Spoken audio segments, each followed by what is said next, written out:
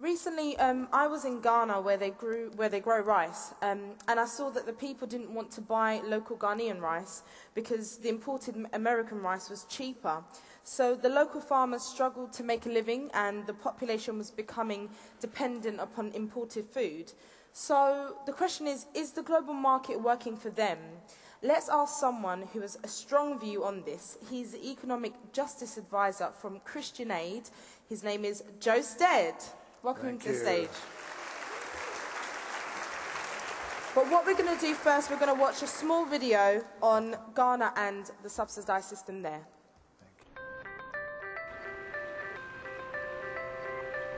In many ways, Ghana is one of Africa's success stories. A growing economy, democratic government, and huge potential to lift millions out of poverty. But like so many developing countries, its progress is made more difficult by the structure of international trade. If you get trade right, then people's livelihood, their needs will be addressed better. If you get it wrong, you destroy them, and if you impoverish them. Most Ghanaian farmers cannot compete with subsidised imports from wealthy countries because they lack the machinery and infrastructure, the guaranteed markets, and, perhaps above all, the level of government support they need. Our production cost is at the high side. There was no subsidy on the inputs that we buy. So when we produce a rice, always they complain that our local rice is costly. For rice farmers like these, who form the bedrock of the country's economy, the obstacles look huge. I'd like to focus on international trade rules to start with. Now, many economists talk about the power of free markets, and indeed this is often used in the arguments for why developing countries should engage in trade negotiations. Freer trade will increase prosperity. Now, there's a lot of issues with that, but that's probably for another day, as what we have in food markets is very different from free trade. And the results of trade negotiations and trade liberalisation has not resulted in free trade. Developing countries still struggle to gain access to markets in the rich world. Even when supposed duty-free, quota-free access is there, there's other barriers imposed by developed countries, either quotas by other names, or they impose regulations and quality standards that make it difficult for developing countries to be allowed to export. Then in their domestic markets, they're forced to open up their markets, and the developing country farmers, as we saw in Ghana, have to compete with imports from rich countries. Now, this oughtn't to be a problem. The costs in rich countries should be much higher and there wouldn't be an issue. However, there's very high levels of subsidies operate in rich countries. And this enables the price of agricultural products from rich countries to be artificially lowered and so undercut developing country farmers in their own countries. So Joe, why can't the developing countries offer subsidies? Why don't the Ghanaian government say, oh, we'll give you subsidies.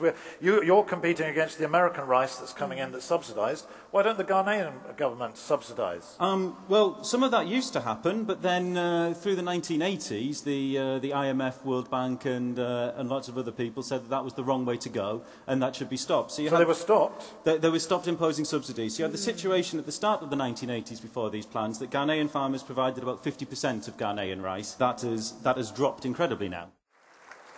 Now, Graciela, we know already you're passionate and fiery, and so you have a view, don't you, that you think that the world's got it wrong if we think that the global market and trading our way to food security is the answer. Why is that? 200 million people, farmers, are saying we need to have food sovereignty. Food sovereignty means that trade is going to be regulated. It's not going to be in the hands of the World Trade Organization or the International Monetary Fund telling governments what to do or not. The food sovereignty movement is saying, well, we need to take our system back. We need to take the trade in our hands. Trade is not bad. By millennia, people have been trading food, goods. But how is going to be trade? Who is going to have the control of that trade? That needs to be regulated out of the WTO. This is what they are saying. So now it's time for a different view. Will you welcome from the Adam Smith Institute, Sam Bowman? Sam, welcome. Welcome. Welcome. This is a forum with lots of different views expressed, and you have a different view. What's your view on the relationship between trade and hunger? Well, one of the points that you made a minute ago was in Ghana, And in many African countries, it's much cheaper to buy the grain or the rice, the food that's produced in the Western world. Now, some of that is because Western world farmers are industrialized. They have the technology that they can afford the technology that farmers in the developing world can't. But a big reason, and I think possibly the biggest reason, that they are able to outcompete farmers on their own territory is because we pay farmers in these countries to make food. We create huge grain mountains. We have a common agricultural policy in Europe where we pay 50% of the entire EU budget on European farmers to make food that really would be provided by the developing world otherwise. We actually pay European cows more than the bottom billion people in the world earn. A European cow earns €1.25 a day. The bottom billion in this world earns less than €1 a day.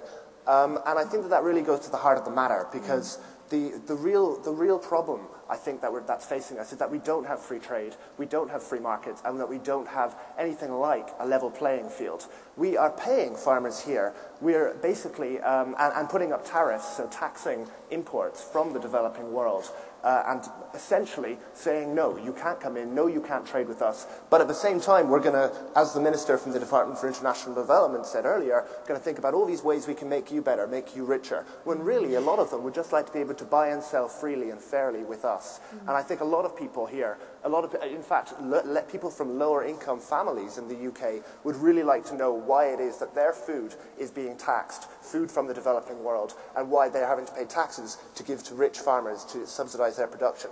Now, the next thing I'll say is that the economic literature is almost unanimous in that famines are not caused by a lack of food. Now, that sounds bizarre. That sounds completely counterintuitive.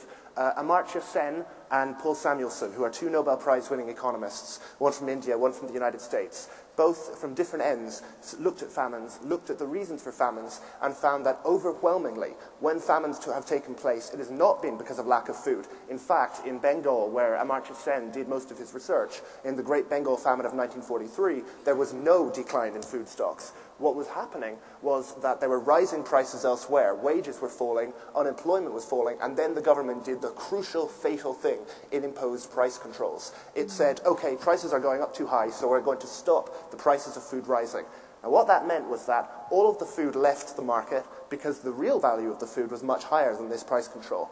It all went to black marketplaces. It in fact left the places where these price controls existed, and nothing happened. Next door, where they did not impose price controls, the prices of food went up, people were thinner, people had to economize on eating food, but by the end of it, they were a lot poorer, they were a lot thinner, but they were alive. And that's the crucial difference. That's what prices are for, and that's why free trade is crucial.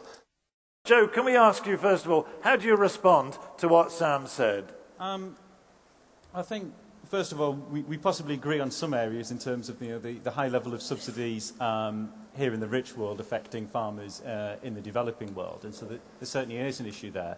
I think where we have the problem is in some of this there's still the role of tax abuse, and I think the fact as well that you do need these taxes. You can't have complete free trade. There needs to be some regulation to ensure that the companies will be taxed, that you will get the investment there, that you can have the infrastructure so that you will get the markets to develop so that food can actually get to people.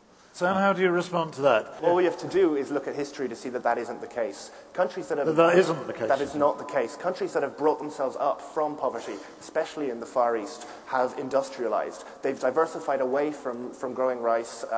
Think of countries like Hong Kong, Taiwan, and South Korea is an example used by the left-wing economist Ha-Joon Chang. Now, the left-wing economist Ha-Joon Chang says you need protective tariffs to protect infant industries. I disagree with that, but what he does not say is that you need tariffs about food. He constantly rejects this idea that we need to tax food. So across the spectrum, economists agree. We should not be taxing food. We should not be taxing these kinds of transfers. We should be allowing them to go freely so that we have a market that is responsive and reflective of what people want and what people demand.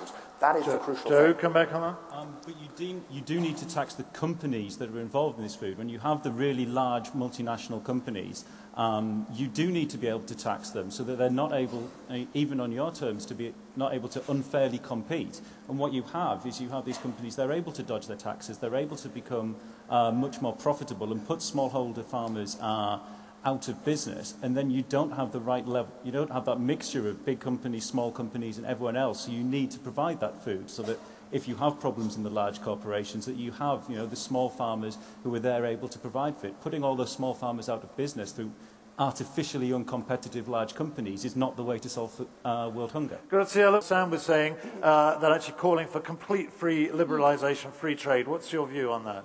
Well, first say that I think Sam is contradicting himself, like many economists contradicting themselves when they say that free trade liberalisation is going to resolve the problem all over the world. Why he's contradicting himself? Because when he's saying if poor countries, they cannot control what they are producing because the governments cannot have regulations on companies, they cannot have regulations of food or goods, wherever they're coming from other countries, who they protect their economy. So, but then he says we have to have free trade. Free trade is crucial. So I wonder how Western countries like UK or the United States or the Asian tigers, like he's saying, they managed to get to the top. Protectionism. Protecting their economies, and here protecting the economies. There is a famous book, Kicking Away the Ladder. Once you have moved to the top, you take out the ladder and you start to protect your economy so other people are not going to access what you have already accessed. This is what is happening. I have to laugh when I hear people talking about this kicking away the ladder. China, the most protected country in the world between the 1950s and the 1980s, one of the most stultifying socialistic countries in the world. Next door, Hong Kong, one of the most laissez-faire, free trade countries in the world. Hong Kong became a metropolis. It became one of the freest places in the world. China stagnated until the 1980s. They reduced their tariffs. They reduced their trade laws. They reduced the government intervention in the economy. Now it's booming. Now people are freer in China than they've ever been before. They are richer in China than they've ever been before. And it's because they have been able to trade with the rest of the world.